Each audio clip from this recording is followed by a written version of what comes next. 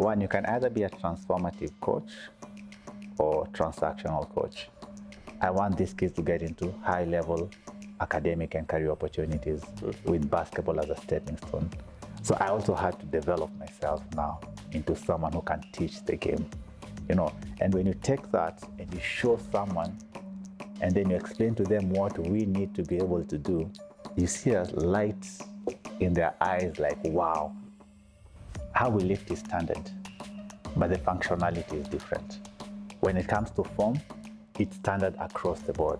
But when it comes to functionality, now that is where it changes, because now we move from health fitness to sport fitness. We don't have to wait to have those amazing professional contracts for us to treat ourselves as professionals. Ladies, gentlemen, viewers, today is amazing day that we have here at Wima Sports. We are just approaching the end of the year, and this episode is going to be amazing, and we like this episode, and we are theming this episode around 4 words, transforming, development, innovation, and inclusivity. These are 4 words that our guest today really likes and loves, and we are going to delve around them and get to see how they connect with championing sports development, which we are all about here at Wima Sports. And indeed, we are at Osoita Lodge, indeed, where guests become family. Without further ado, ladies and gentlemen, welcome our guest today, Coach Harrison Omondi. Karibu sana. Thank you. Nakujua kama Coach Harry, ama nakujua kama Harry. Most people know you with that, right? Yeah. Harry, Coach Harry, but Coach Harry, with an I. With an I, not with a Y. Yeah. So maybe if you could just let viewers get to know more about you. 45 years old, born in the 70s, late 70s, 79. I'm passionate about basketball. That's a given. My life is around basketball. Of course, everybody had hopes, dreams to play in the NBA, and we grew up in the times of Michael Jordan. So for me personally, my aspiration was to just play against Michael Jordan, not with, But when I saw Kobe at 19 play against Jordan, it was like me being there. And then, that journey gets cut off along the way because of that disparity in the distance, how do I get there, and things like that. But in terms of training, preparation, you train so hard that you believe that you belong there, and that even if it comes here right now, you're good to go, So that kind of drive is what really kept me in basketball. My background is in IT. I graduated with a bachelor degree in IT, and what moved me out to the basketball space was I started as a volunteer. Upon graduation, I went and volunteered at Career Corps, and working with young kids around 12, 10, 6 to 12, between 6 to 12, and seeing how they were adapting and perceiving skills, really inspired me, and then I just told myself, if I was able to study through university with a scholarship, then how many more kids can be able to access high level and high quality university education if I can take care of their basketball and implore them to take care of their academics. And you're transforming African basketball, and you're developing that through innovation and inclusivity. There are 4 words that I mentioned earlier, transforming or transformation, development, innovation, inclusivity. What does these words mean to you? So, okay, let me start with transformational, because one, you can either be a transformative coach or transactional coach. By transactional means I'm coaching you and I need results, and your results lead to me getting paid and things like that. Of course, there's some element of transformation along the way, but you're purely transactional. You don't get to journey with the player. You don't see the player beyond your program.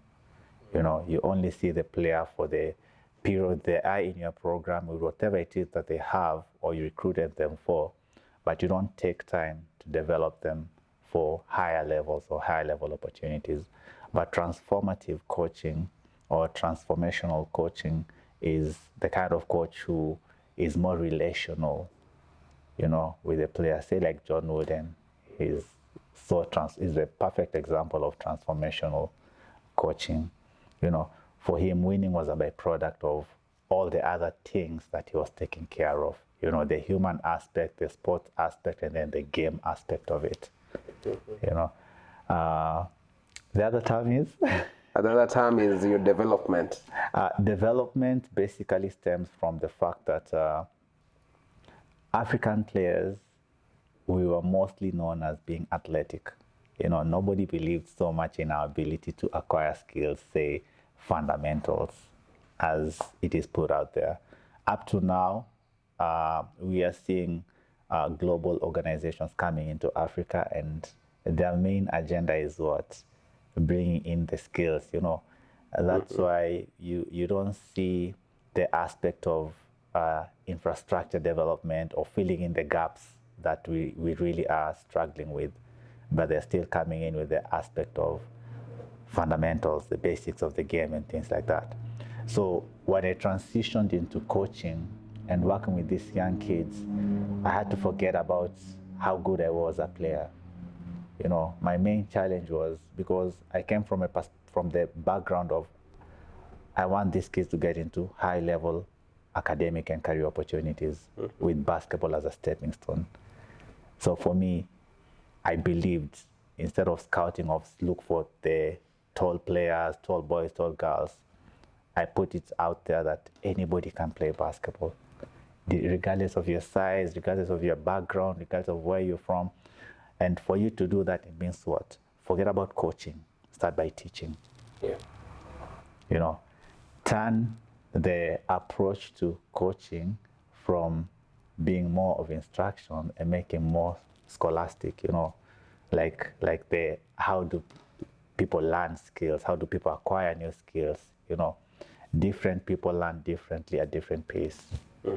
So that is where the development, and that now brings in the part of now development, because development is a continuum, it is a process. It's a process.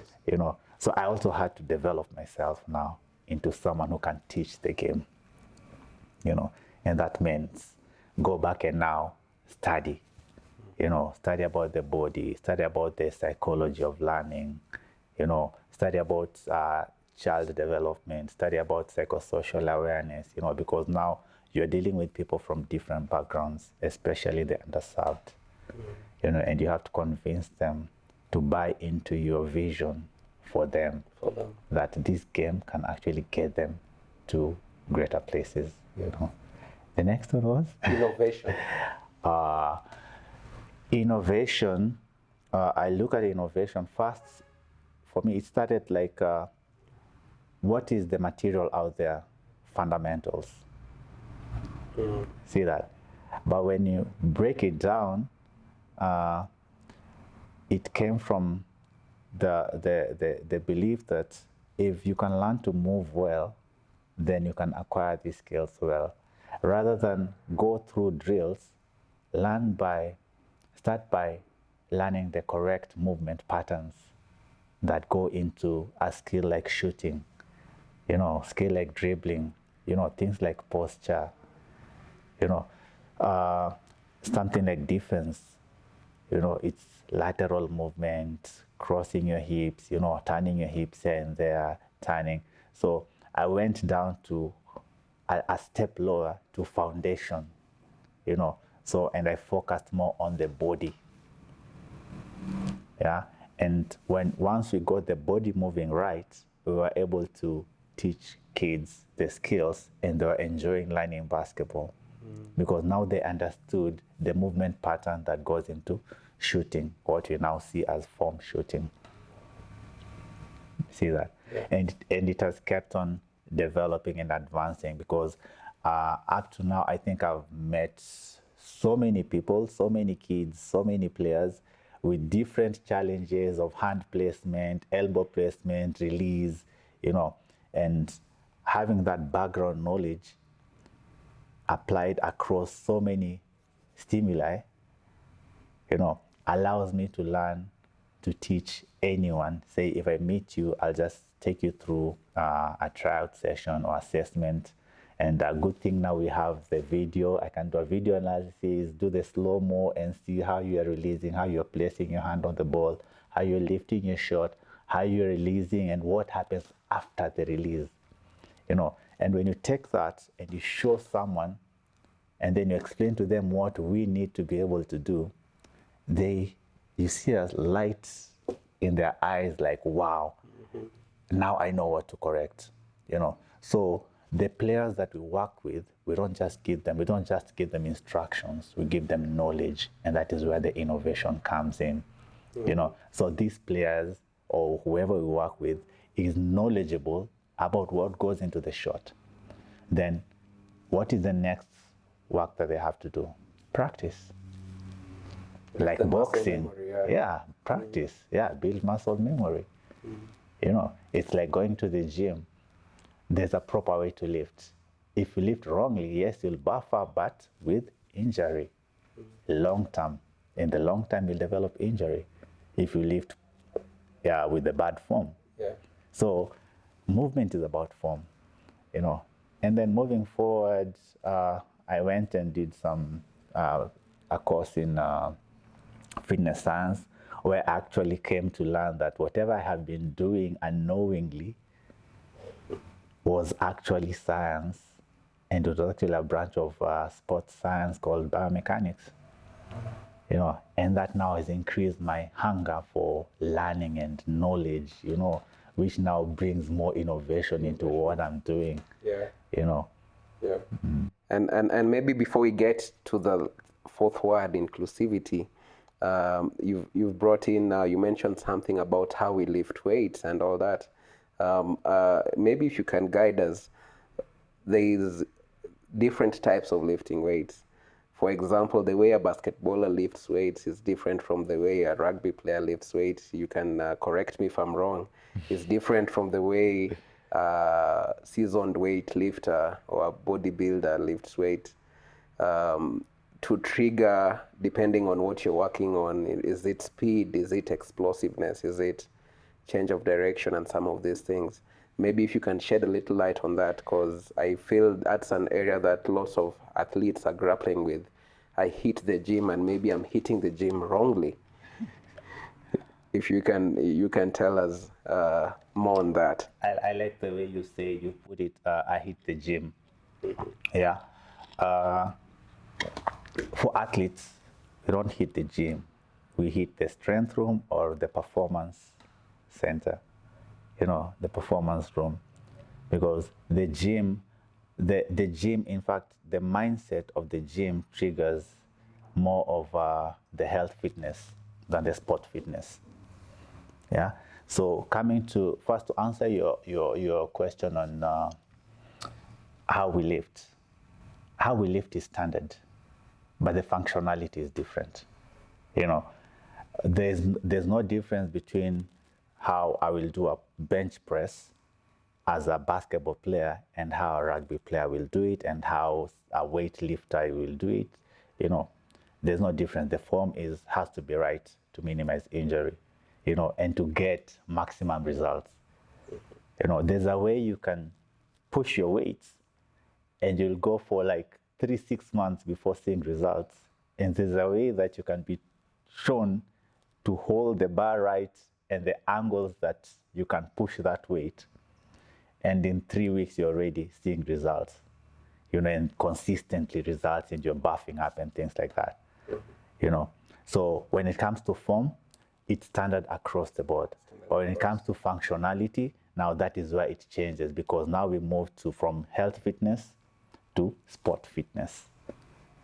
Because now we look at a rugby player, they need more power, lower body, core, because they're always pushing, and push is a fundamental movement pattern, foundational movement pattern. Pull is a foundational movement pattern. So once you understand the movement patterns that go into a specific sport, then you're able to program which kind of lifts or workouts that player can do or should do. When you get to, say, powerlifting, Olympic lifts, then they're going for power. They're not even worried about aesthetics and things like that. It's how much power can I produce? But a basketball player, no matter how much power they want to produce, they cannot lift like the weight like the power lifter or Olympic athlete for lifting. They'll have to work in relation to their needs for their sport. And then on top of that, you have to look at life after your sport. That is why now bringing in your point that a rugby player, a basketball player, an athlete, a marathon runner, a sprinter, they cannot lift the same way. They cannot have the same workout when they get to the gym. So you have to really understand your body. And then this is where now the scouting report comes in. Like, say like you are a big player, but when you get to other spaces, you're not a big player, you're a big guard. So you might be slow playing for your current team in your current environment, but if you want to move to higher spaces with your height, for you to excel in your profession, you have to move to play the backcourt. Now the backcourt has its demands for speed, and speed is a sport-specific skill, sport fitness. So what will you do? You'll develop your ability to run, to sprint, to generate that speed, to change direction. Things like change of direction, speed, power, all those are sports fitness components. So depending on your sport, you'll develop each one of them according to your needs. Yeah. Very well put right there. And as you started getting into sports, what inspired you to transition?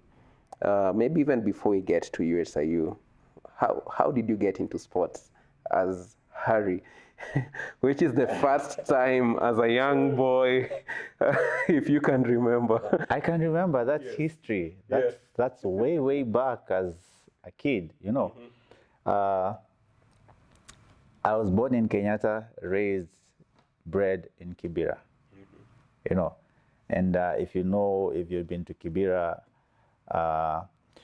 we used to have spaces of just playing, and then we grew up knitting our own soccer balls. We used to play soccer. I mean, when you're in Kibera, you're playing soccer or boxing, because there was a Joseph Kangebe stadium. It was called Calix, So you're either boxing or you're playing soccer. And then there are many estates, there are many people, kids from all over, If you're not fighting, you're not meeting to fight, you're meeting to play soccer, football. And it's bare feet, making those small goals, na kuchimba kuacha makucha kwa lami. Kutembea na viatu ilikuwa ngumu bana. Viatu, you have feet that don't just love shoes, And then I think I lost so many shoes, and my shoes used to remain as the goalposts, ile ya 3 steps hivi. But viatu zako ndo zinatumika. Umesahau, and you're not feeling anything, because it's how you operate, And if you're not doing that, unaenda kutafuta machuma za kwenda kuuza, ubai bano. Unaona? But that is, growing up ilikuwa tu hiyo, So that is how we get into sports. Then we moved to Buruburu, and there it's more structured, more organized. There are teams, there are games, there are leagues, there are tournaments. And we still continue, And then from there, through primary school, still a lot of sports. You're so active. You go to high school. That's where now you see structure, And during our period, it used to be really age cheating was normal. So you go to the soccer pitch and you're just this standard 14, 15-year-old highly skilled, highly exposed.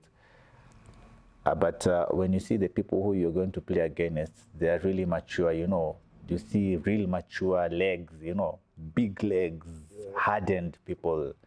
And that's how I transitioned now into basketball. I went to soccer, saw the people I'm going to play. No. But I looked at myself, looked at my legs. Yes, the skill was up there, but I looked at my legs and say, these guys are going to kill my legs, kill my career. So I went to try basketball. So when I went to basketball, I just saw they were doing layups, and then I studied at Homa Bay High School.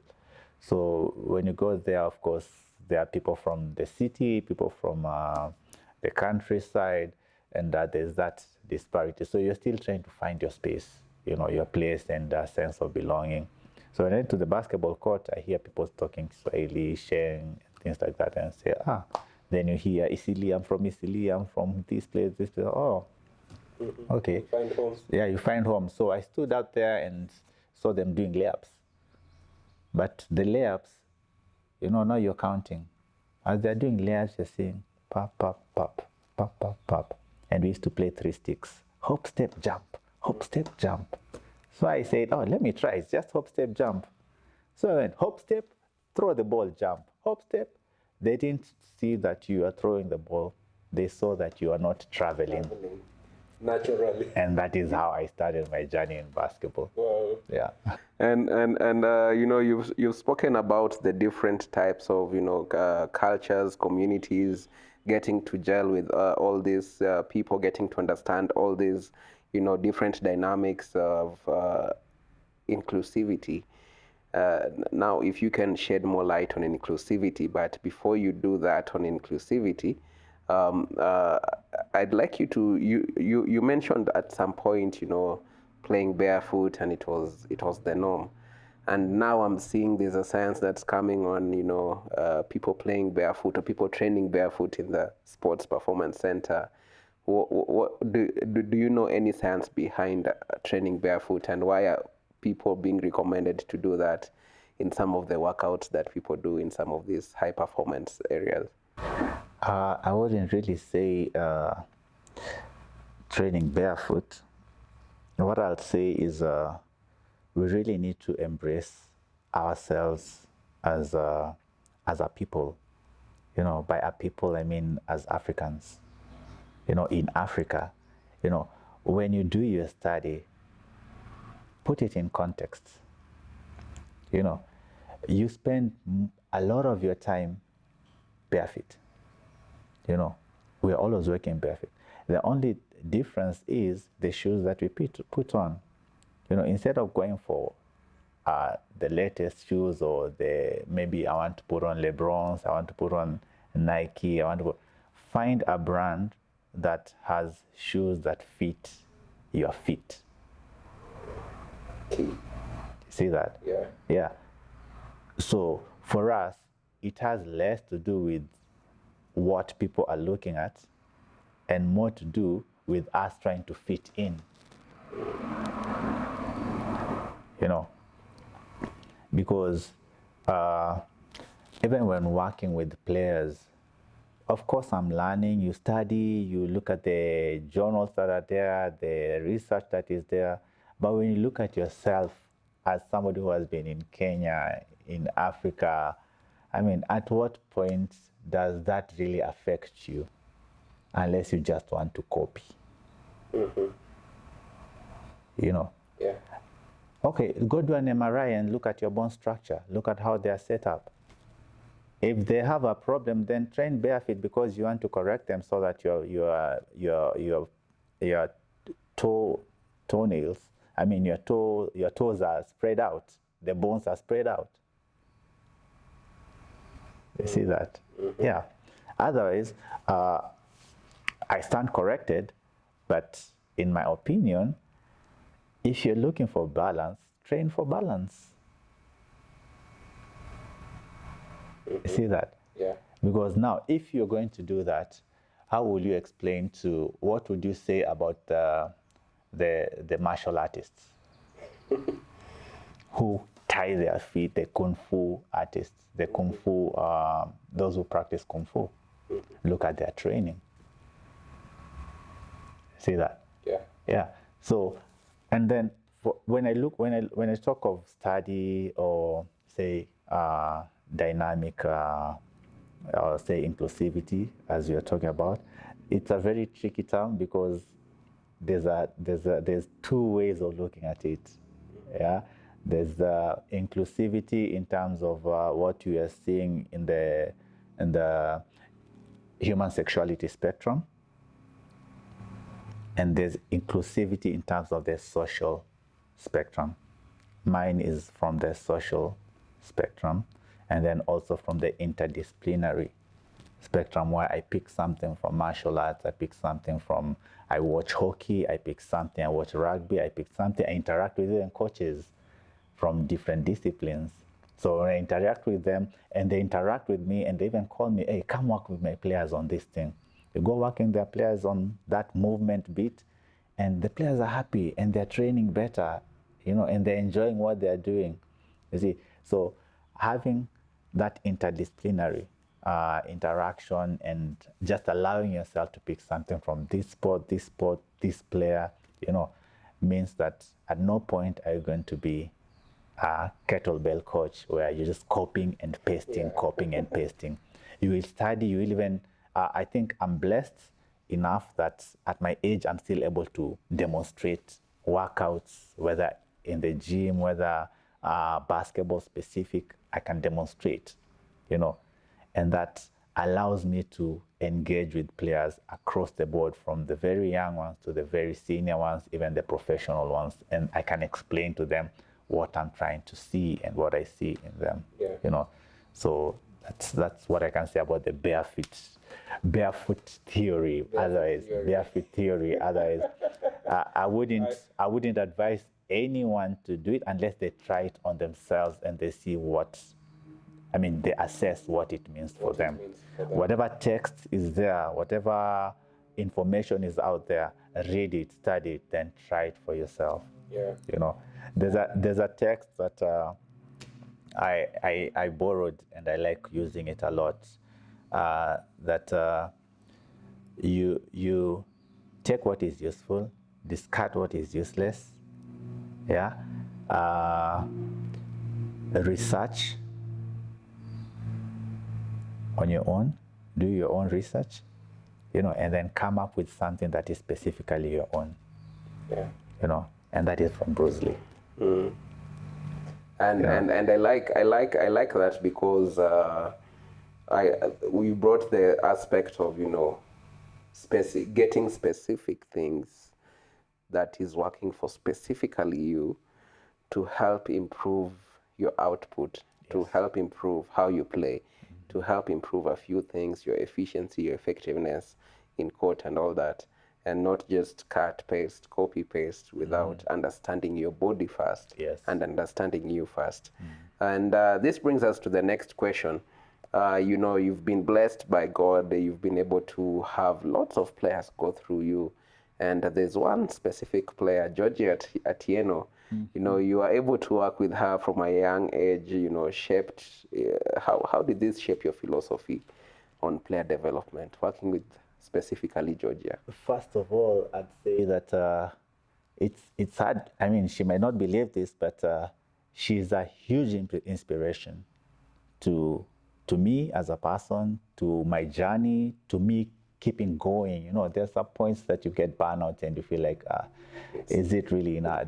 I can do other things, maybe I can go back now to the office, put on my formal gear and get into behind the desk or inside a server room or just start coding, because you had that in you. But when I see her and I say, it happened to this one girl, she believed and she achieved and she became, how many others can go through this and achieve even more, because times have changed, opportunities are accessible, especially for women in sports right now, and that becomes the driving force. There's this American brands that say that it's just tagged because of them. So Georgia is my because of them. Because of her, you know, we can do so much more. We can replicate this. We can have so many other Georgias, you know. So I see her and I say, someone believed in the vision. Someone actualized your dream. Somebody allowed you to live to see your vision come to pass, you know. And now I have to have a bigger vision, because when I met her, it was, this was the actual question. How is your performance in class? It was good. And she played many sports. So my question to her and the rest of the kids that were there, if I can help you with your basketball so that you're able to access scholarships in high school, scholarships in university, are you willing to take care of your studies? You know, it was almost like a contract. Can you guarantee me that you will work hard in class so that I will take care of your basketball? And it was okay, you know. So Georgia and some other girls worked, you know. She got called to Hospital Hill. At Hospital Hill, Coach Mayenga spotted her and took her to Buruburu Girls, you know. Then at Hospital Hill, the principal or headmaster saw her and asked her, are there other girls from where you're coming from? There was another girl who was, yes, training, working out, could demonstrate the shot, but basketball was not her thing. She was a bit small, almost like, you know, just small body, not really into sport. Like, yes, I can play basketball, but it's not my thing. Yeah. So that girl was able to get scholarship at Hospital Hill, or get an opportunity to study at Hospital Hill, because the principal asked, are there other girls like you from where you are? And she said yes. And I don't think that girl had been called to any school by then. So she got to Hospital Hill. And of course, she went there, trained kidogo, and then focused on her studies, you know. But then Coach Mayenga scouted Georgia and recruited her to Buruburu Girls.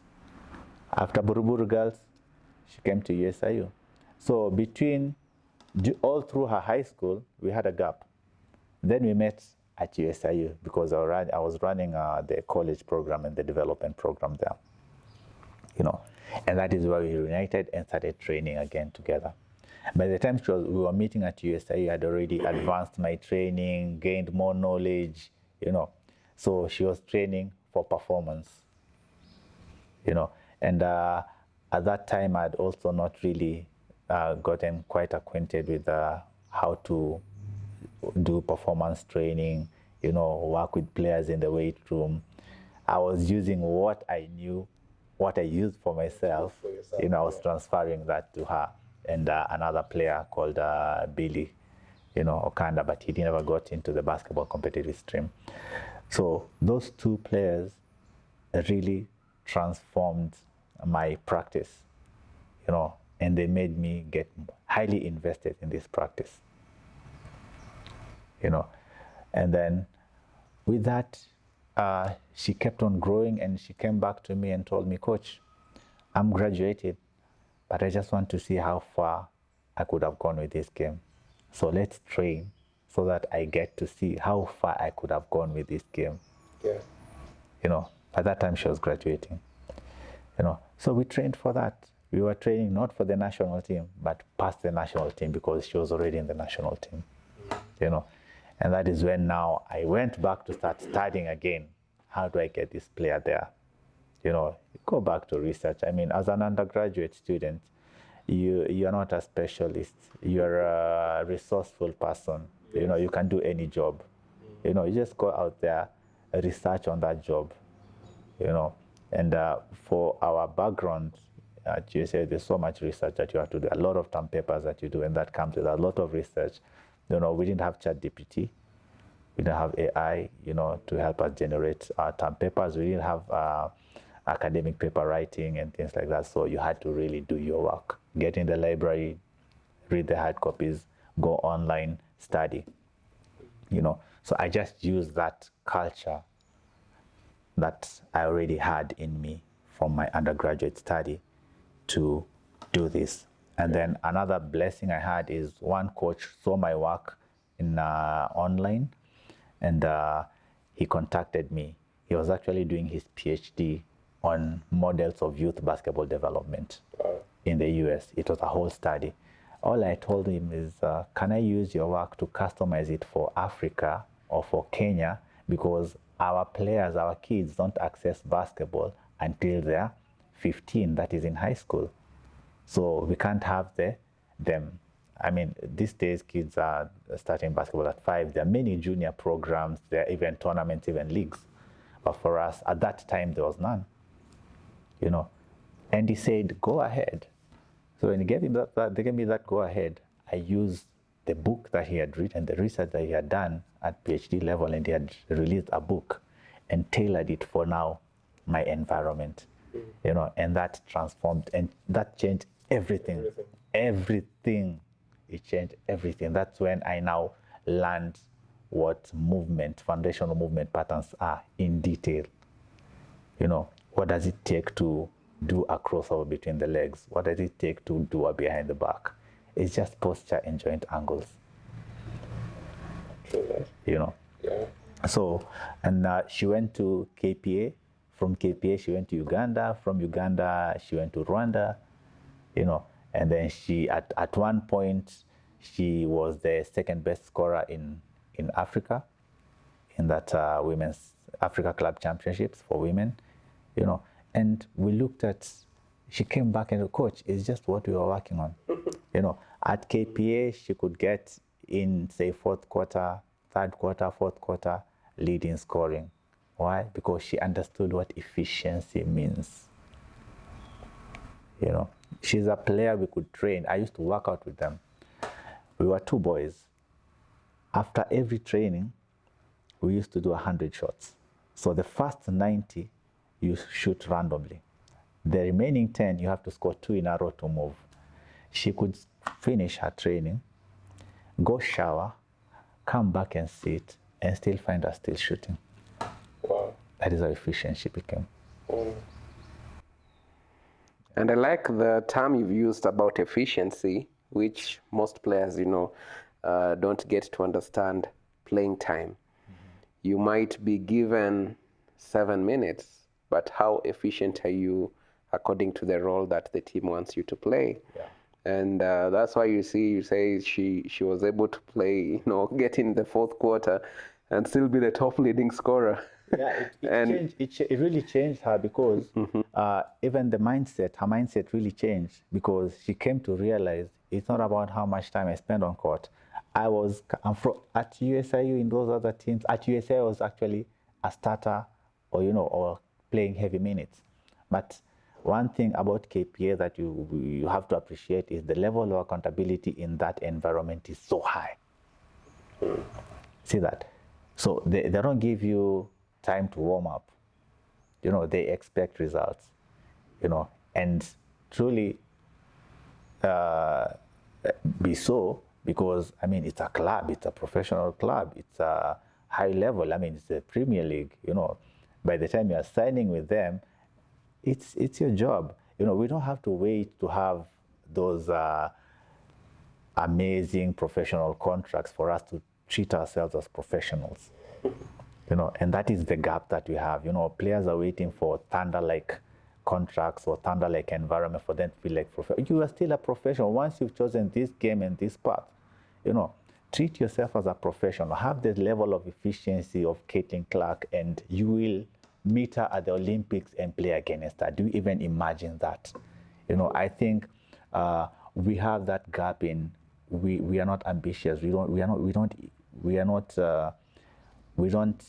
really imagine that there's a possibility that that player, that Steph Curry that I admire, I can actually meet with him in the World Cup, FIBA World Cup or World Championship. I can actually meet with him at the Olympics. Am I prepared to go against him?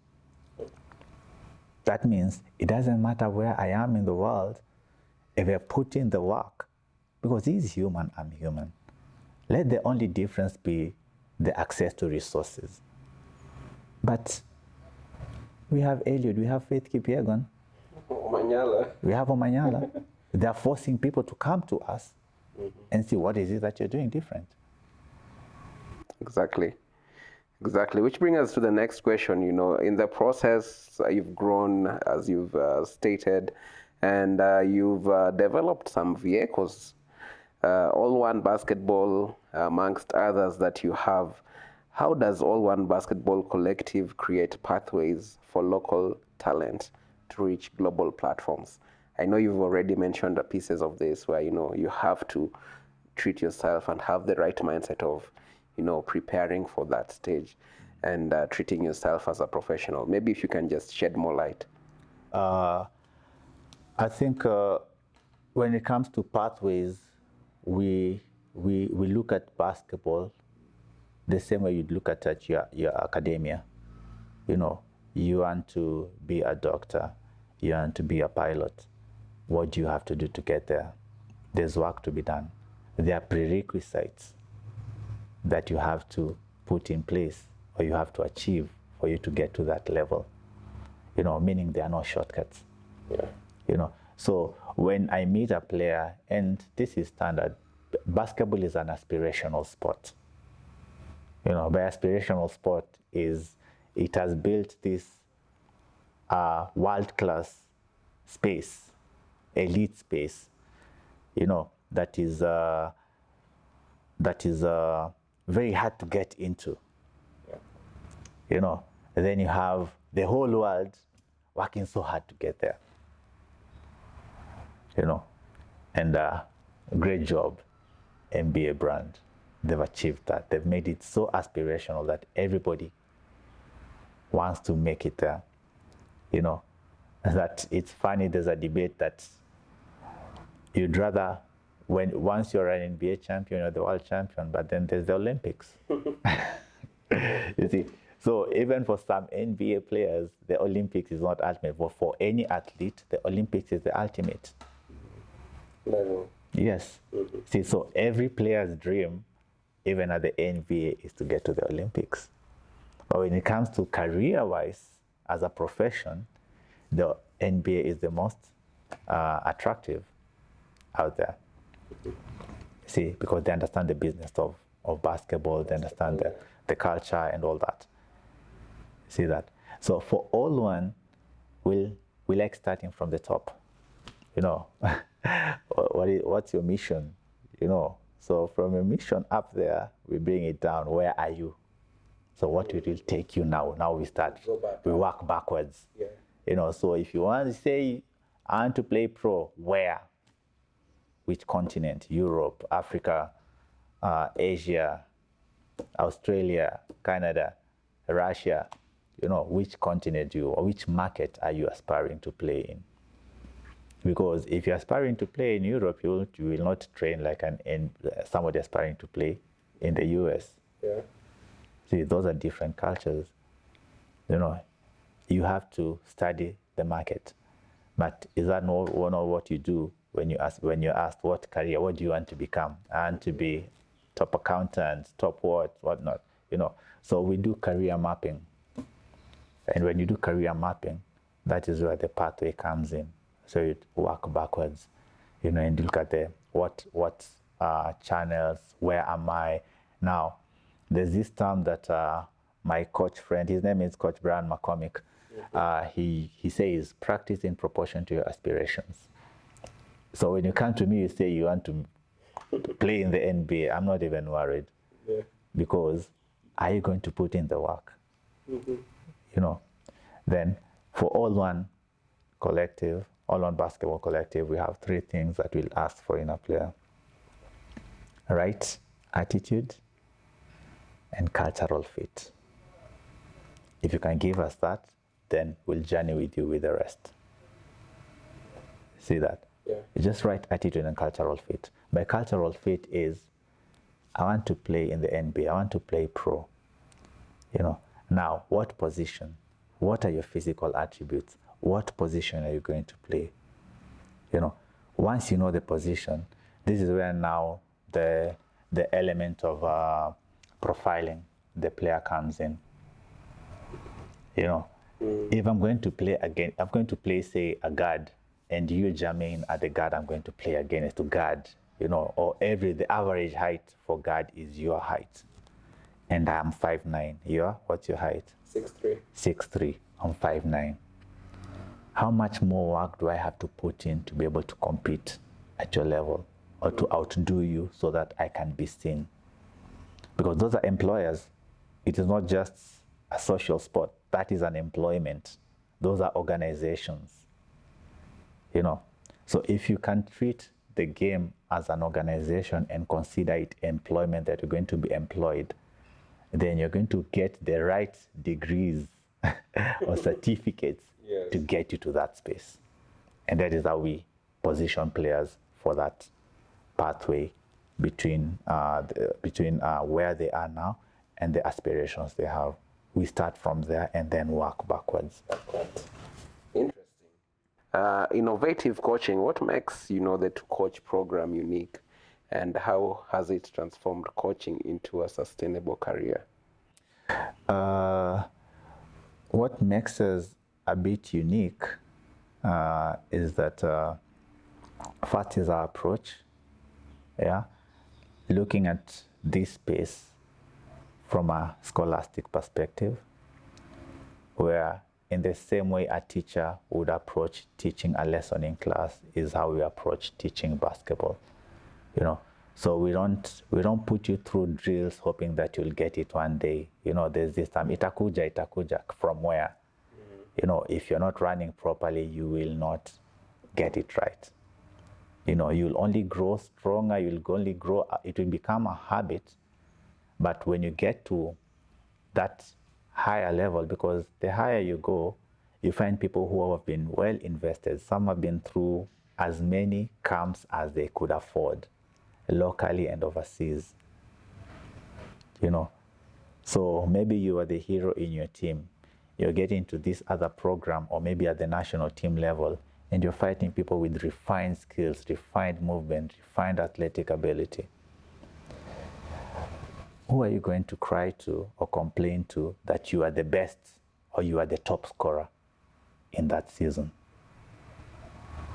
See, because that shot that you've been shooting in your team, we have 3 other players who have better shot selection. So it's now not about just shooting. See that? Then if we all have better shot selection, we have one player who is able to play with the post player. Still a very good scorer, but can create plays with the post player. Through screens, and all that, whichever variation they can, but they are making plays. As a coach, even just you don't even have to be a coach, just logically, who would you pick amongst us? The other guy who has different variations. Yes.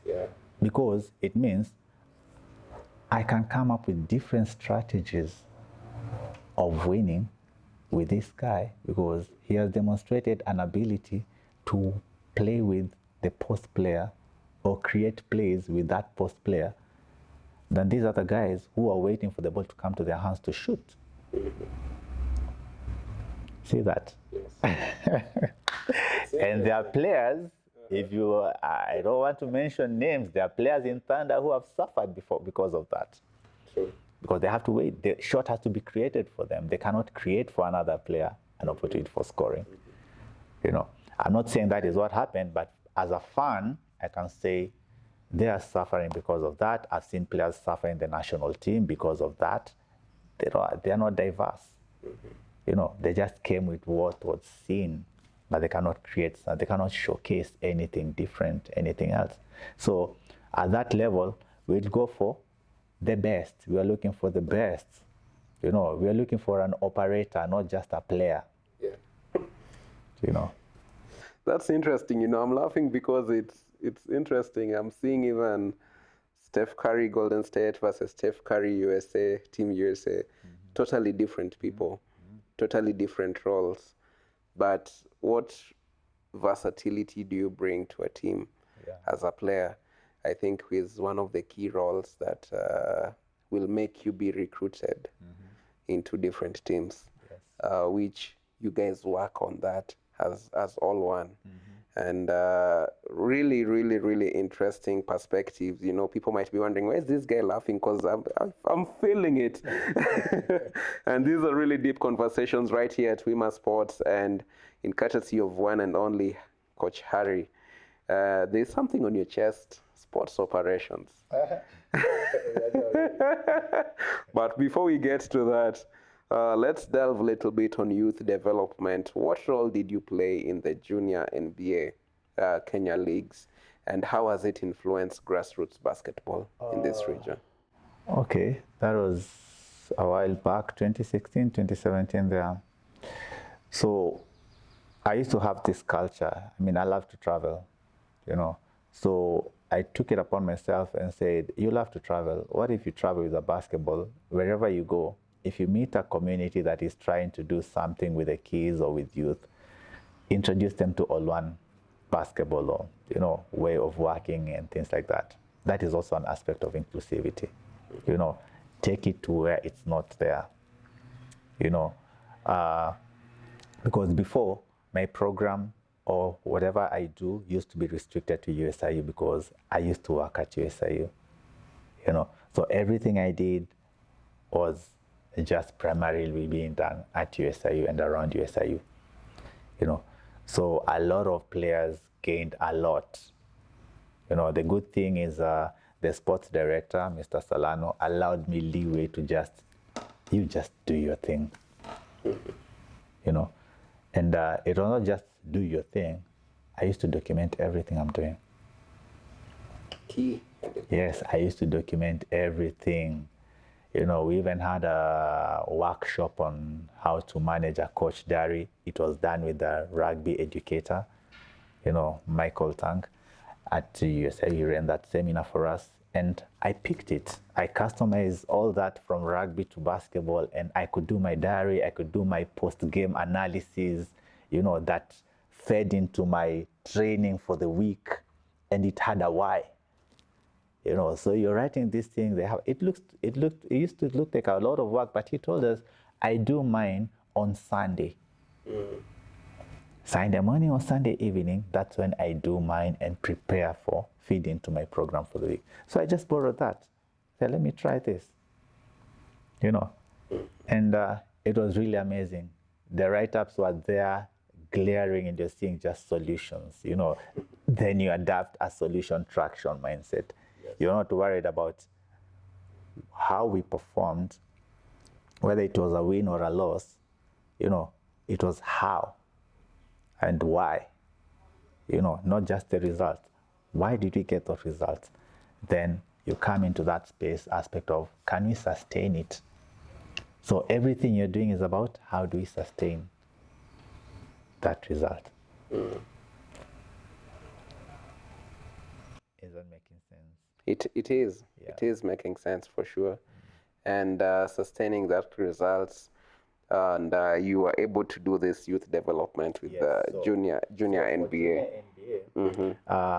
Back to my travel, I think I digressed there because I went back to USIU. I understand you're super passionate, right? So I used to travel, and I could travel to Uganda most of the time. Yes. So in Uganda, the whole of January they're in break, you know.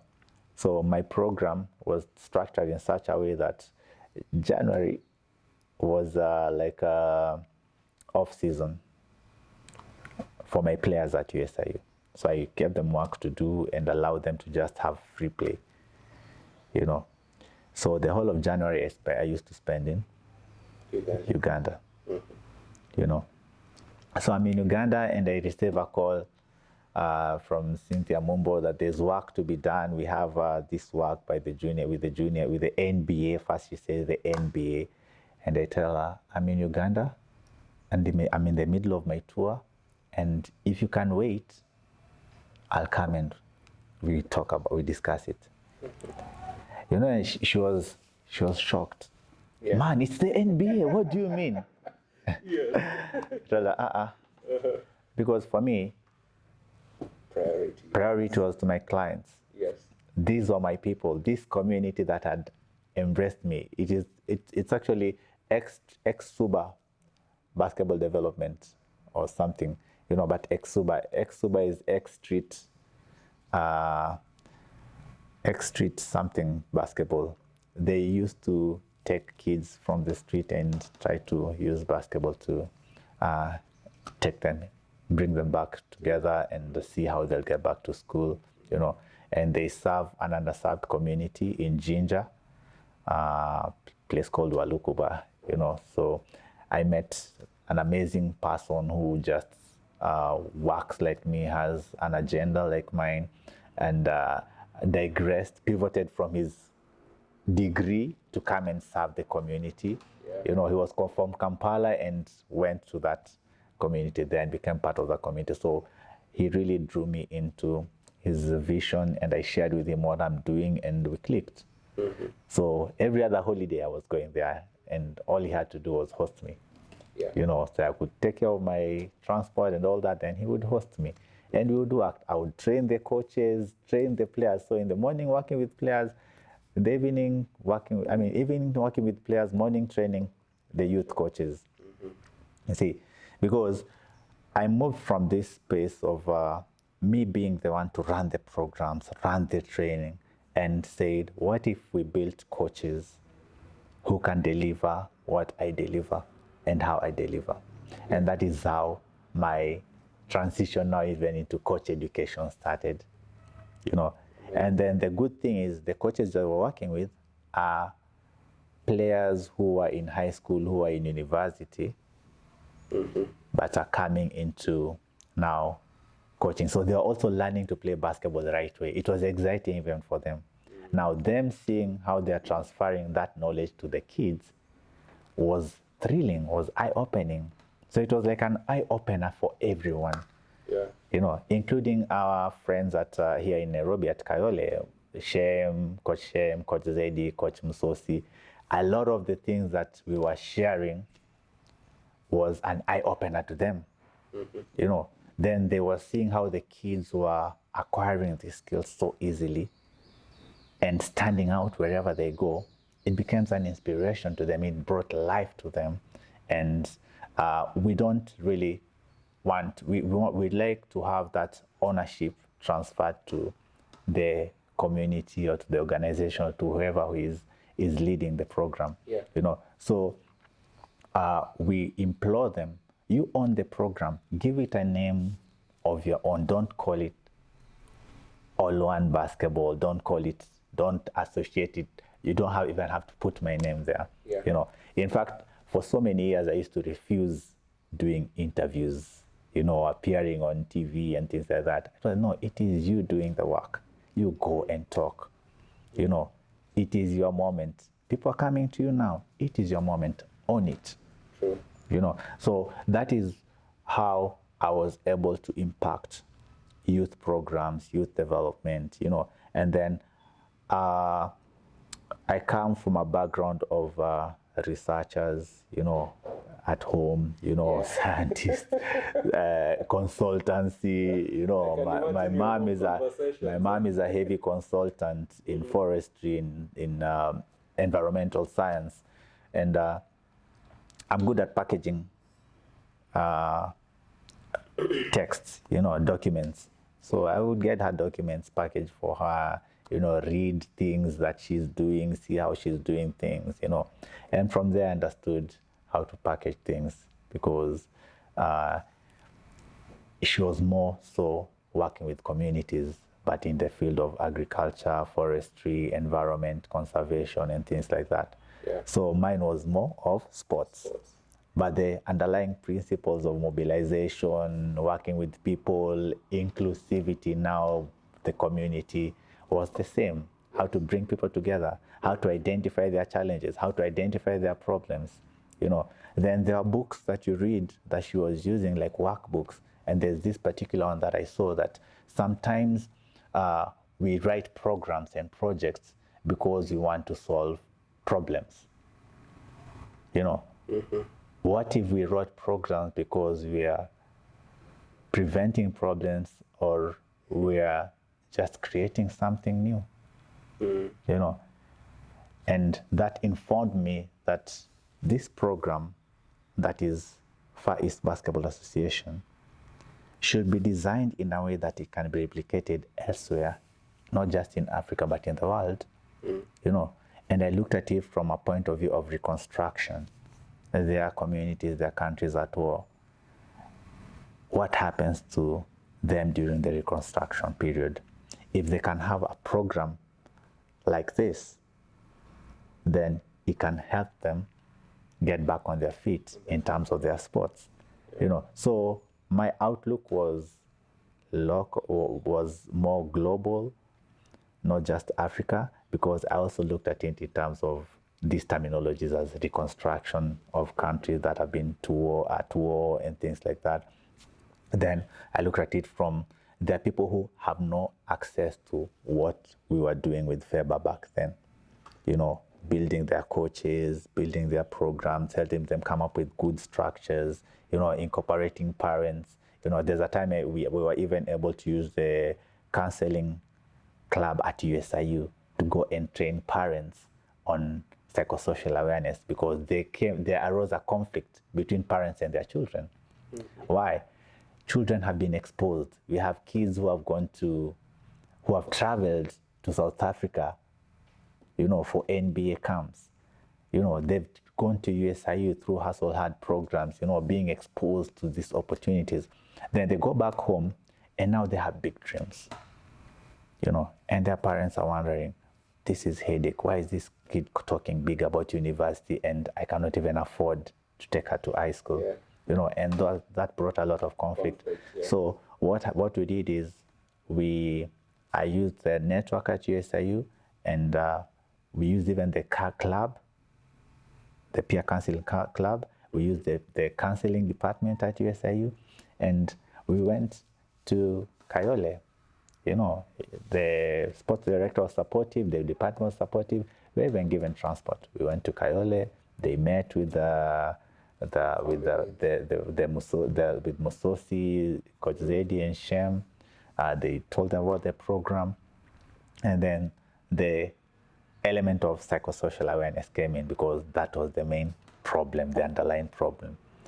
Parents are not able to connect with the program is not able to connect the parents with the kids are not able to connect their parents with what they're experiencing. Yeah. You see that? So from there, we had parents who volunteered, and they were taken through training facilitated by the USIU Counseling Center. Interesting. Yeah. After that, it is the parents who are now volunteering. When there were events, they were coming to cook, they were giving talks, they were counseling the girls, So it got parents now to be part of the program. They would bring results. Before schools open, you'd have the FIBA management having meetings with their parents. When schools closed, they would come and meet the kids, have their results, have tuition. They come and study together in that environment, that church environment, Diwopa. So it was not just basketball. Kids would come and train. Those who are not training, they come with their books and they're studying. And you saw the wave of how many girls now, not even boys, girls were able to go now to ZTech out of that. And now you kept Cynthia waiting. How did it go? You told her to wait. Cynthia waiting, man, I'm good at digressing. You need to stop me and say, good thing you're not on TV news. So I came back in February and we started writing. By then, when she gave me the idea, tell me that junior NBA is coming, I just said, okay, what do they want? We need to strategize how they're going to run a junior league in Kenya. So I said, okay, and then this is the calendar, how it looks like. This is what the junior NBA is about. So I read the write-up, and then initially it was to work with the kids from upmarket schools, from the suburb schools. But we had more programs in Eastlands that were actually serious, running with kids who have been exposed to basketball, So what my task was to design the program and how it was going to be implemented, So they needed 15 teams, 15, 30 teams. So I told her, we'll have the East and the West. West will be the schools, the Strathmore School, McKinney, and then East will be represented by the community programs. Yeah, and she agreed. Then we had these two coaches who I have been working with for so long. They understood how we execute, how we conduct our business, and things like that. So I introduced them into the program as coordinators.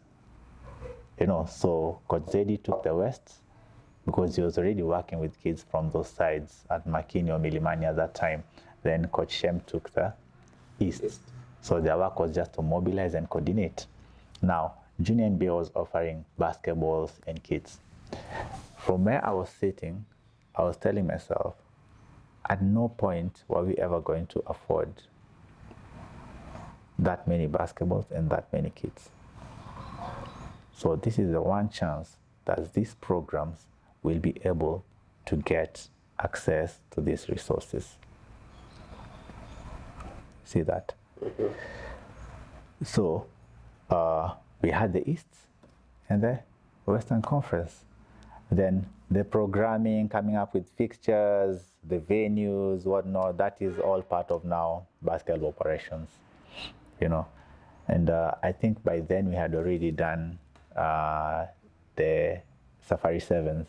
So I picked a lot from that too, So with that, it was just transitioning my knowledge from running events, how to manage things into this space, because NBA is a big brand, is a big client, and they're really particular about their brand. So you had to deliver to standard, And the good thing is we surpassed the standard and the expectations that maybe they might have had for this region or this thing, and we set a standard for ourselves, especially even in our reporting, the post-game reports, just how we were running things was really good, and quite commendable.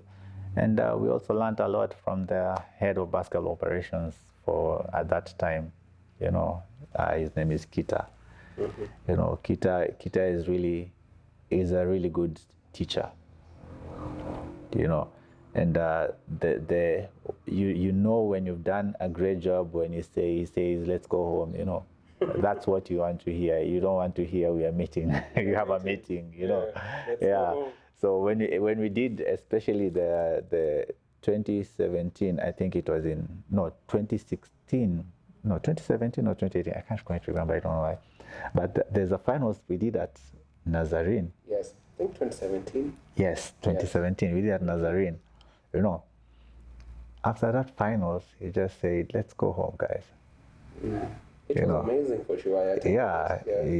We really pulled it. It was really great. Those are good memories. Then, I think that's all I can say about Junior NBA. It was a great experience for me personally, having had dreams to play in the NBA, and now having the NBA come to Kenya, and I'm the one working with them and designing the program, the entry-level program into Kenya, was really amazing. And I just felt like my dream came true, that yes, I did not play, but I got to work with them. I got to know them. I got to know how they work, what they're about. And it's inspired me to believe more in what I'm doing, because now I see it's a really amazing brand, a big brand. It's a business. I understood it from the perspective of a business more than just basketball. And I saw, yes, there has to be a value proposition at the end of the day. That is what I learned from that experience. That no matter who it is that is coming in your space, if you had a vision, you had a dream, make sure they are aligned to your value proposition, you know, and so much about them. I can pick the business element, but there's still so much that Africa needs that is cannot be captured so quickly, so rapidly in the business aspect of basketball, you know, and that is what now informs me that you have to keep on moving. You know, you have to keep on moving, you have to stay your course, you know, because Africa still needs you as All.One Basketball. You know, as much as you can get in here, if I'm to get in here, it would be for my own good, trust me. You know, it would be for my own career or profession or whatnot. You know, but I'm able to serve the continent more as All.One Basketball with the kind of infrastructure that I'm about to build, with the kind of programs that I've put in place for coaches, for players, for communities, you know, and even having worked with the national team that has raised the profile of how I work and how I operate, you know, and man, it has given me a lot of confidence to believe, you know, you have to believe. That's where it all starts. Yeah. And you've been able to, you know, go through this journey and journeyed through the entire process, through the highs and the lows. You've learned through many people in the process. And I like that you always pick on things that you see important to help you tailor your program and your project and what you do in day-to-day life, which brings us to the last two questions. Entrepreneurship, how do you get to balance, you know, the business side of sports, coaching, relationship coaching, and managing, you know, All.One Basketball and other ventures that you have? Business side of sports is something that you have to learn now. You know, you just have to study.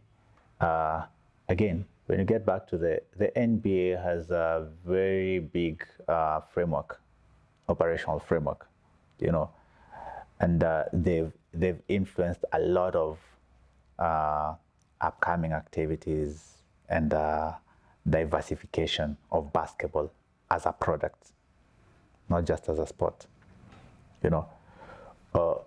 We have there's podcasts. When you get to technology, there's podcasts. There are things that you learn in class, there are things you will not learn in class. There are things that you might have to register and enroll for a program to go and get the gist of it, for it to open up opportunities for you. And there are things that are put out there for free. Say if I want to learn about sports sponsorship, you know, I want to learn about sports marketing, I want to learn about, you know, so many other elements that get into running basketball or a basketball event. I can either enroll in a college or in a school, get my degree, or I can do self-study. Yeah. Now, because most of these courses are not readily available in Kenya, and sports business in Kenya is, let me just say, it is non-existent. Because the sponsorships that we see, even right now, you know, when companies give sponsorship, it is not packaged from a perspective of sports sponsorship or sports marketing. Why do I say this? Because when you are, say I come to you and I want to sponsor you, I want to give you, say, 10 million, you know, as a basketball team. How did you negotiate for that 10 million? How did you package that 10 million? See that?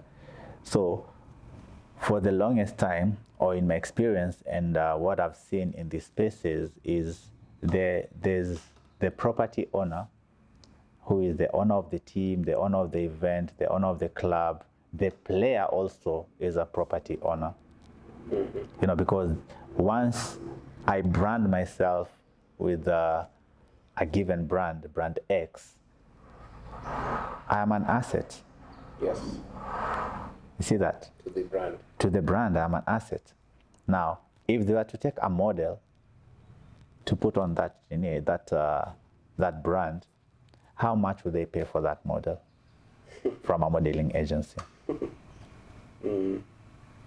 See? Yeah. But the athlete has never looked at it that way. See that? So at the end of the day, there's no equity for the athlete. There's no equity for the club. There's no equity for the event. See? So there's something known as property to equity ratio, the return on the property and the return to the sponsor or the partner. See, the partner may end up gaining, but the property will not gain anything at the end of the day. Yeah. See, so what I normally say is, if we get to understand that if you're going to sponsor my event, whatever you're going to sponsor has to be calculated as over and above the mutual benefits that we're getting, both of us, from this, so that the property itself is also gaining. So the event has gained, but after you are gone, the property is still sustaining itself. For even if it is a certain, even a limited amount of time before the next sponsor comes in. It means the event for this year will be as good as the event for last year because of the value we placed on last year's event. True that. So if you choose to pull out, we are still going to run a very good event because the property itself gained from that, But we don't package our events as properties. We don't look at whatever it is we are doing in terms of assets. We don't create assets within our events. You see? Yeah. We just had the ball, a road to ball. Yes. How many assets did we have? But let's look at it in terms of for sports business. You asked about entrepreneurship. Yes. As an entrepreneur, what are you looking at? Opportunities. You see that? You're looking at opportunities. How many opportunities did we have hosting the road to ball? Lots of them. Now, how much visibility did you see in terms of assets around the courts? None. So, if there was none, I didn't see much. If there was none, you just said none because none caught your eyes. Yes. Is it? Yeah. If there was none, how do I convince that sponsor, that other prospect, that they missed out on those assets? They missed out on all those eyeballs online because FIBA was recording all the games. You have to record all the games.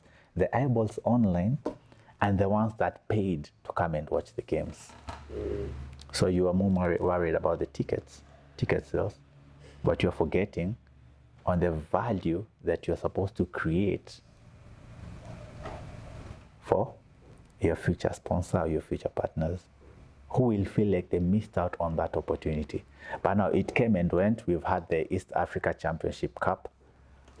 Nobody was saying, oh, you're hosting another event. I want to be a part of it. You see? Yeah. So that is where it comes in. Now, once you have understanding of that, then now you can start worrying about the business of sport. For me, I'm looking at, when it comes to entrepreneurship, I'm looking at innovation part of it, where now I'm saying All.One Basketball as it is, we have a lot of content in terms of which is knowledge based for teaching the game, for coaches, for players. Yeah. The beauty about app is you're able to maximize on the economies of scale. You can make your product very low priced and accessible because you're going to capitalize on the volumes that you're going to attract. Yes. See, this comes from this has been generated from this pain point. A lot of people are now seeing the results from the players that we have. Siagi's recently, Cynthia getting to KPA, Alex, people are seeing the results because they've always seen these players developing and working, and now people want to join, but players are not used to investing. Yeah. Even if you do the unit pricing for our programs, it is still very low. The actual program, yes, is very expensive because you want to play for the national team, you want to play top club basketball. If you're playing top club basketball, now you have to stop thinking about winning the league, think about the road to BAL. Yes. So it does not end with the league. You get into the road to BAL. See that? So a player in Kenya Premier League who is just training for the league games has already lost the plot. But the one who is training for higher level or the road to BAL is winning, including giving themselves an opportunity to be recruited for professional basketball. Yeah. Because people don't realize this. And it may be debatable, but let me express myself. We are happy with the teams opening opportunities for international players. We have the team that won the league. Yeah, a majority of them get dropped to create room for international players or whichever team, whichever composition. It is at the prerogative of the club, and of course there are statutes there for you to follow, for you to play in the BAL competitions or the NBA Africa competitions. But this player that you're bringing in, once he plays in Africa, wins games, and the fact that he's just playing in Africa, it's counting already as an overseas what do you call it? Overseas experience to add to their to add to their CV. See, but what about this player who won the league with you, who are they ever going to see that opportunity to get that opportunity to be scouted or recruited to high level opportunities? There's no ish. If they are not picked in their league, winning with their team, the championship, where will they be seen? But this player, who is an international player, comes here. The moment they are leaving this program or they are winning with your team, they have a contract waiting for them. That might be double what you are offering them or what you paid them. You see? But the caveat is that is not a problem. It is not their problem. It is their property. And that is the rules they have set for their property. See, so you choose to play in that space, it is their property. And they have investors. They're trying to create value for that property. You see, so I normally try to tell players, start looking at these things in terms of companies. Safaricom will only recruit people that they are guaranteed will fit into their culture and will perform Twice better. to highest standards. See that? So players have to start preparing themselves to perform to those standards to the extent that I don't need to look for someone outside because I have an asset. Thank you. Here. Exactly. Yeah. It's just as simple as that. Yeah. When you have the AWBL, the women's BAL, having WNBA players coming to play in Africa, what does that tell you? You see? Yeah. The assets are not there yet. Exactly. But when you go to our league, the Women's Premier League, do you see players really hungry enough to want to fit into that space? Imagine now there are games in Africa that are giving you an opportunity to play against a WNBA player or with a WNBA player. I mean,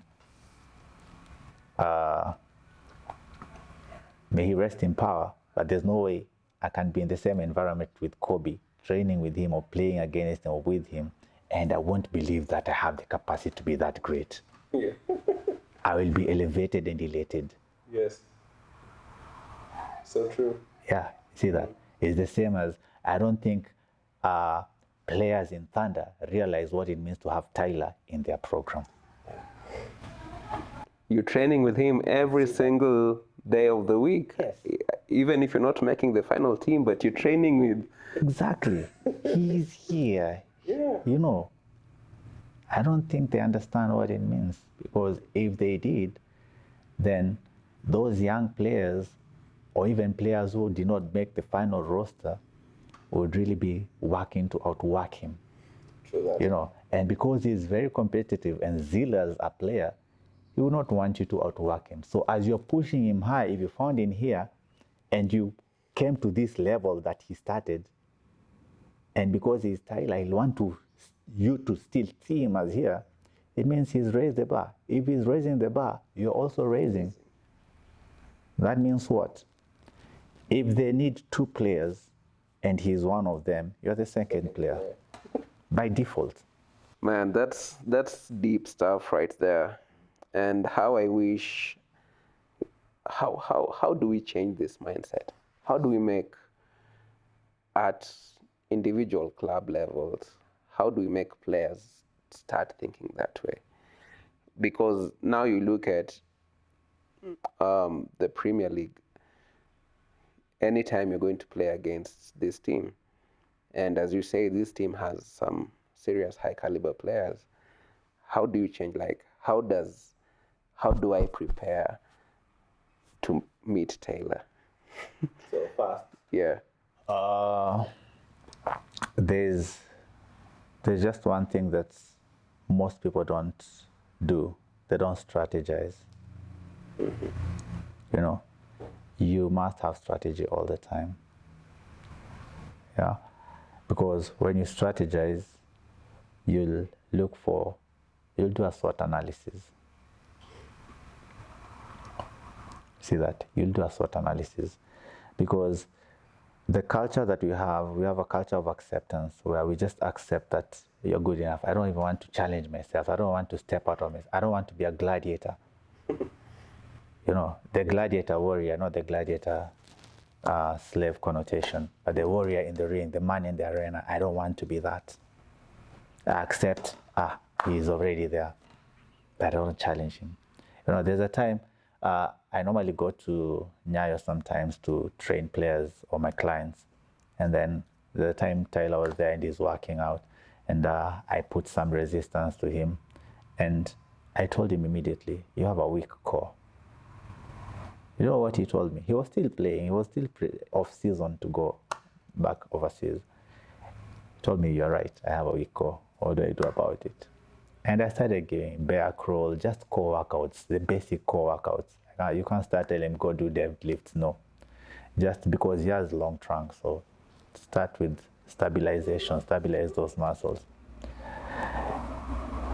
I was surprised that he listened. He did them, put them as part of their routine, and the next time he was meeting me, he told me, I'm still doing what you told me, or what you showed me. I still do those workouts. Do you know, I stopped and I you're Tyler, you are that player, you know, who is up there. How is it that you're able to listen? And there are players around, even some of them train with you, around you. They just always look at me here, you know. Yeah, you initial. But you're doing these things. I was like, wow, that's really amazing. But that conversation also inspired me and made me realize that you have enough even for professional players. Mm-hmm. You know, so never downplay yourself and whatever it is you have to offer. See that? And that is now the entrepreneurship part of it also.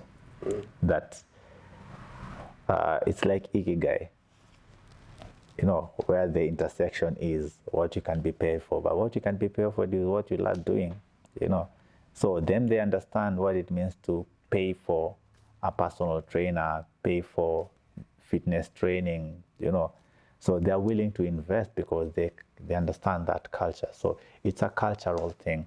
But slowly you're seeing there are individual players who are also learning to do that. And you asked, how do we change that? I think it's just at a personal level, you're interacting with the player. Just spell it out to them. There's no shortcut. You have to invest. You have to eat right. That is money. You cannot say that you want to play at that high level, but you don't hit the gym. Yet this player is able to hitting the gym. You see, simple.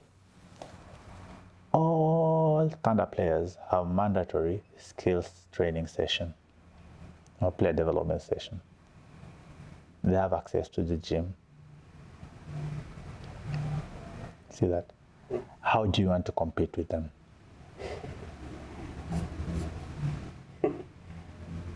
They do video analysis. How do you want to compete with them? You don't have that in your culture.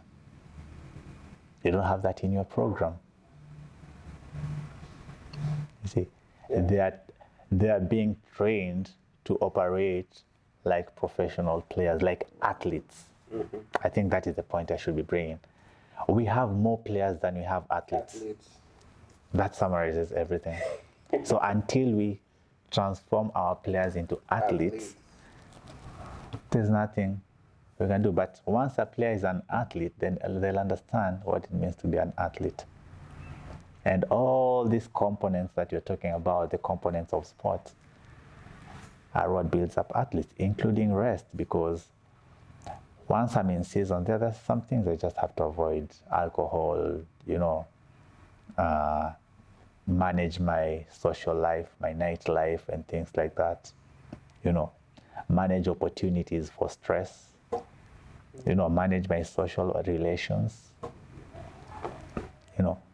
So there's so much that can be summarized as self-discipline that players need to learn. Remember, there's a huge gap. This could be a solution to what you're asking. There's a huge gap between transition from high school into the leagues that should be covered in college. But when you go to college, are there college programs? No. So if you don't have college programs that should be preparing these players for the next level of their career, of their pathway, which is the clubs and national team, all the way to professional for those who want, how do they fill this gap? Because when you look at now, let's go back to the long-term athlete development model. Yeah. It is in college that they train for competition. When you look at the developmental pathway of a player, yeah, the active starts, the foundation, fundamentals. For us, we have foundation and fundamentals, but most people just do fundamentals. Yeah, but I'm seeing now there's so much to learn from Canada. They are the masters of this, and Australia. There's something known as physical literacy that we lack in our spaces. Physical literacy comes from physical education mostly, but most of our players don't have that because our physical education classes are double lessons for maths or physics or something. Yeah. You see that? So this gap, high school, you're dealing with adolescents. Go back to developmental psychology. What is the most important thing for the adolescent child?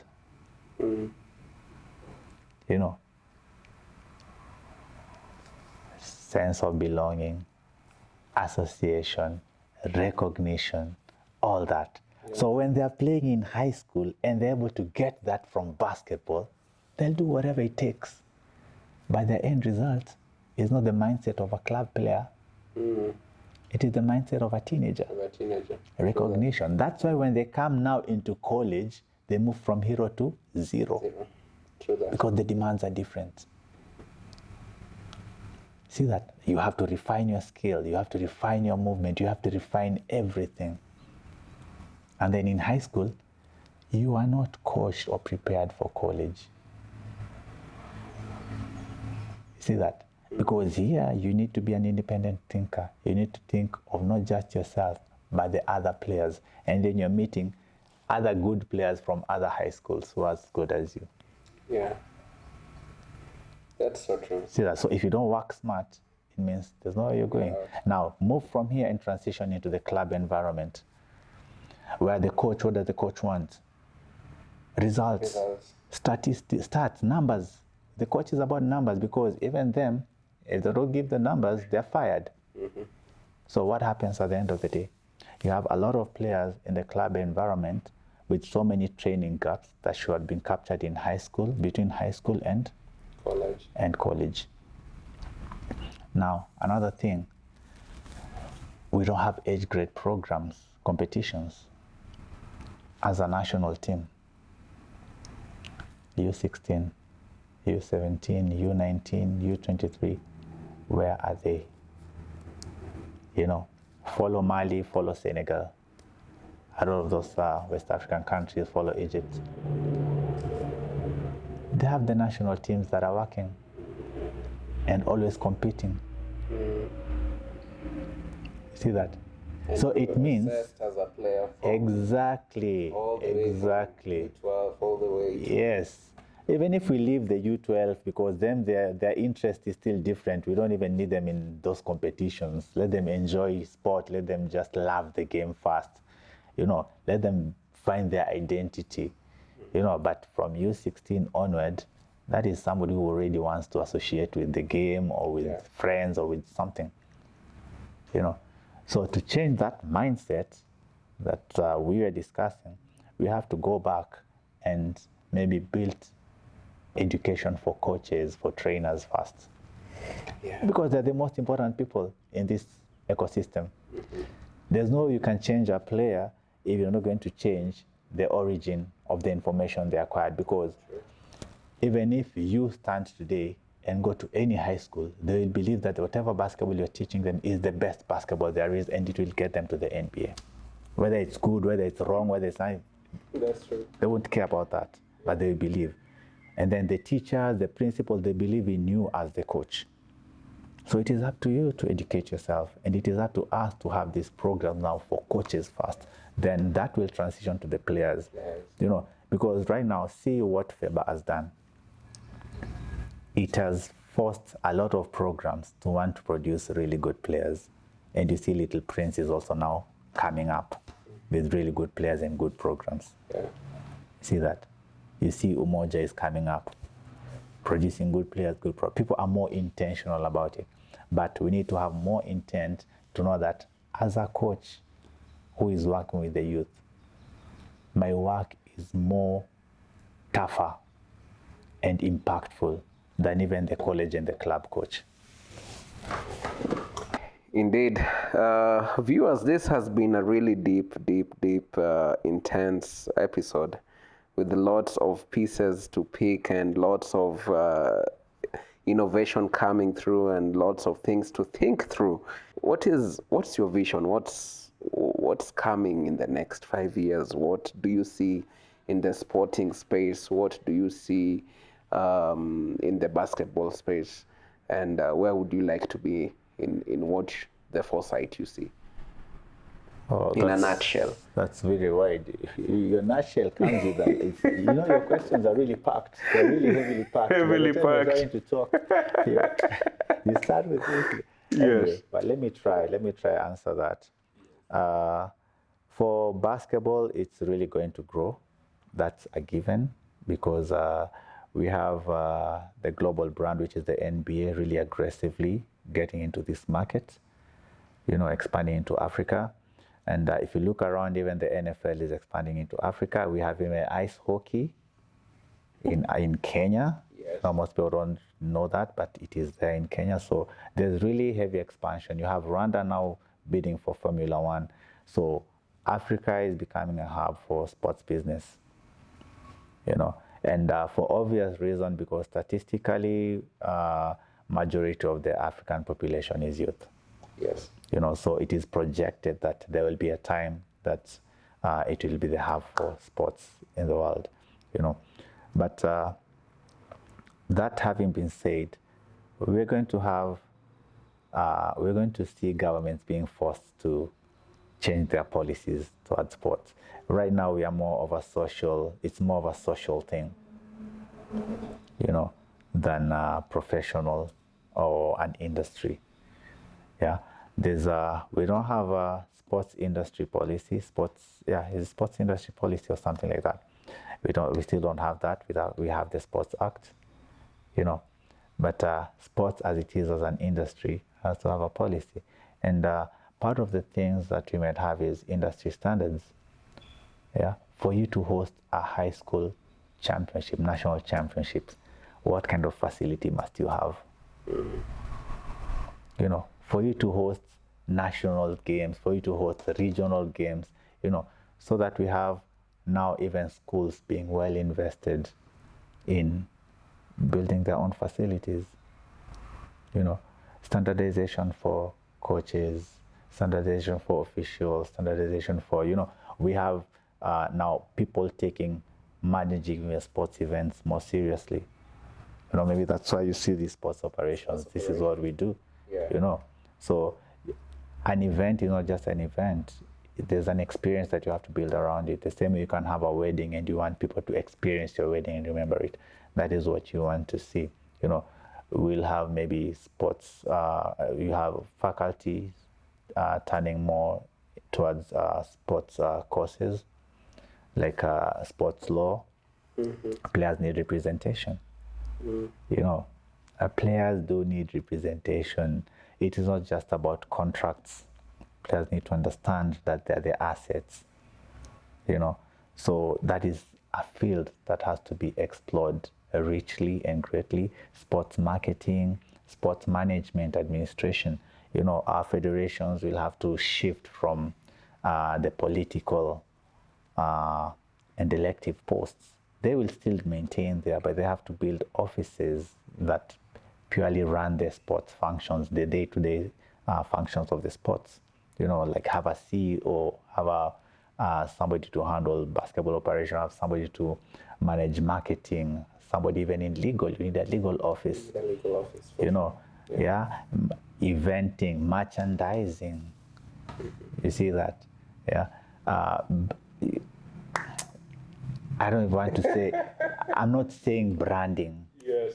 But if you know, you know. Yeah. You know. Yeah, so then for All.One Basketball, it's been our dream to just have a facility of our own. And because I believe we have a world-class curriculum and a world-class programming.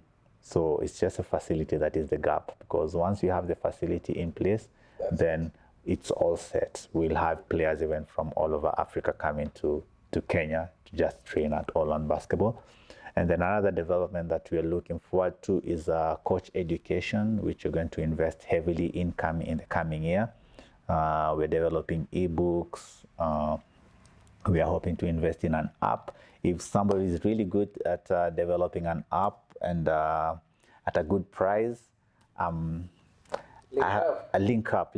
We can either co-create or you can give me your budget and see if I can afford it. If I can't afford it, I'm open to co-creation, because one thing I like, for you to have sustainability, develop a model of ownership. Yeah. Oh, we are getting heavily into merchandising. We have an artist on board. Most of our merchandise will be we'll have an African touch of it, and mostly from the cultural perspective. So we promote more of African artists. Yeah, so we're going to have that blend. We already have an artist on board, and he has a co-ownership. It's a co-ownership model. Awesome. Yeah, so another thing is, I think that's about it. On to the quick-fire segments. Real quick, favorite basketball drill to teach? Rebound and outlet. I'm defensive coach. Transition from defense to offense. That's Rebound and outlet. And it's a burnout. It's heavy on the burnout, Yeah. Yeah. Most memorable coaching moment? We are playing KPA, and I have Sarah Chan, Samba, Angela Okot, Linda Sirma, and they are playing, and you are really out there as a coach on the sideline. I'm 26-year-old. We're in the finals.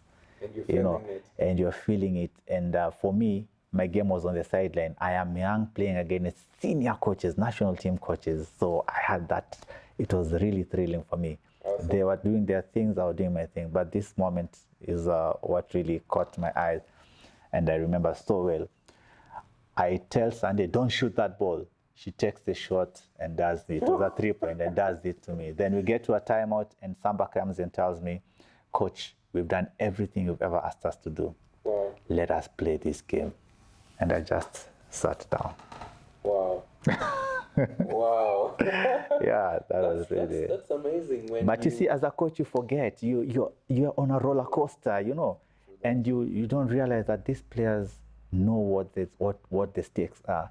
So she just told me, yeah, because I had a defensive captain. There's the team captain, there's the defensive captain. So Evelyn Sunday was the defensive captain. Then Sam was the team captain. So whatever the defensive captain says on defense, you do.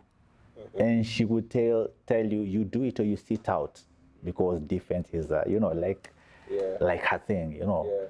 So it was really, really amazing for us. So I like how you interpreted that. Most coaches will interpret this as, disrespect or something like, hey, come back here to the bench. Anyway, that's for another day. Yeah. Best basketball book you've read? I think it's this new model for youth basketball development by Brian McCormick, because it was transformative for me. Mm-hmm. And I still read it to date. I gave a copy to Collins for Hoops for Greatness. Yes. He loved it and he's still using it to date. So, and wherever I go, he sent me like 2 dozens of those books. So wherever I go running a coach education program, I used to leave a copy behind. So, and it's been transformational for most people who have used it. We're looking forward to read it as well. I should have brought a copy for you. Yeah, I'm sure you'll be able to get me a copy. Okay. Your dream location for basketball academy? That's tough. That's really tough. I just want 2 acres of land, but that's really tough for me, because anywhere we'll do, because I'm looking at it as we have the curriculum in place. It's just a facility. So wherever it is that we go, it will work for us, because it is the product, the value proposition that will sell. Not so much the location, but preferably anywhere from say maybe Nakuru all the way to the border, because we impact Uganda and we impact Kenya, So, and then most players, those sides, when you look at rugby, they are heavily invested in sports. That's true. They believe in sports so much more. Funniest coaching? Funniest? Funniest? Yes. We are playing, we have this development team. First season we lose, we win only 3 games, meaning we lost all the games that season apart from 3. Second season, we lose only 3 games. We are in the finals with, I think, with Ulinzi, the young Ulinzi. Yes. So there's this player, when you're meeting Ulinzi, you believe that the one's going to knock you and hit you and all that, Then there's this player who was just lanky and left-handed called Amos. And then Ulinzi had I don't know what they call Ulinzi or snipers, player called Omolo. I mean, that was the best season ever for me, even watching those players from Ulinzi grow and mature into the game. Omolo was just a nobody player. Even my player was a nobody player. But that player knocked 2 of them elbowed two of them. Yeah. And I think he hit Omolo's, and he had a loose tooth. So we were laughing that they came thinking that they'll knock us, but they were the one knocking them. Being knocked down. And they were actually the one complaining that our players are playing rough. So that was really interesting. But at the end of the day, it was a really good matchup. They enjoyed each other because they watched each other grow, and they grew together all the way to the finals. Awesome. So it brought a lot of friendship. Amazing. Have you ever called a timeout for a completely unexpected reason and just go blank? Can't really remember. I can't quite remember. My coaching time was 2010, 2011. That is the last time I was on the sideline. So it's been a while. Craziest pre-game ritual you've seen from a player? We had this player called Jibril. He had everything big duffel bag, buns. You remember Jibril? Yes. Yes. Yeah. So, and then his walking style. I don't know. That was his identity. If he doesn't come all banded up, and this and that heavy bag and walking a certain style, we knew it's not locked in. It's going to be a long day. If you could coach any cartoon character in basketball, who would it be? Cartoon, if you watch cartoons. Cartoon? Yeah. Tasmanian Devil. Why? He gets the job done. Gets the job done. What's the most hilarious miscommunication you've had with a player? Miscommunication? Yeah. Can I really remember? Maybe that moment with Sunday, don't shoot, and she takes the shot, Yeah. Wow. It's been amazing, Coach Harry, having you here at Wima Sports. Indeed, there's still a lot at work that needs to be done in the sport, and you've done a lot in regards to what you can do at All.One Academy Collective, all the other aspects of growing the game. And I know you guys you're still part of a great program going on, Bingo Fest, that you've not even touched yet. That's business. That's consultancy. Yeah, that's consultancy. And we can go on and on and on and on. But we salute you as Wima Sports for all you do, all the sacrifices, all the heat you take. Thank you. And keep moving forward. Keep moving forward. And viewers, until next time, it's your host here at Wima Sports. But before we sign out, Coach Harry, what do you have? I know I'm giving this guy a difficult time switching the camera because this camera is already out. What can you tell or can you speak to a 17-year-old you on what you do different? Come up again? What can you tell a 17-year-old you on what you do different? What I would do different? Yes. At 17? At 17, but now you're talking to a current 17-year-old you. Once you believe in something, you have a vision, stick to your vision. It might not go as planned. You'll face a lot of challenges along the way. Maybe the people you hope will believe in you might end up not believing in you the most. You just have to keep on going, and then just trust God. Trust that He is the vision bearer. You are the carrier. You're the carrier. You're the vessel. Uh-huh. He has to prepare you for the vision that you have, for whatever it is that you have placed on your path, whatever course that you have picked. He has to prepare you, and it may take time, and your path is your path. You will always live the path you pick. It is not your friend's path. It is not your parents' path. It is not, just have that discipline, have integrity, have commitment, and have faith, because any vision bearer will never have it easy. Any vision bearer, whether they have the money to achieve whatever they want, they will never have it easy. Why? Because it is coming from inside of you. You are the creator. You want to create something that does not exist, but only you can see it, or only you have seen it, because it is the vision that is up there, and you will not stop until you achieve it. You see that? So it will take years. Just write it down somewhere. Everything you want to achieve, write it down, and you will achieve it. It is possible. Amen. Indeed. It is very much possible.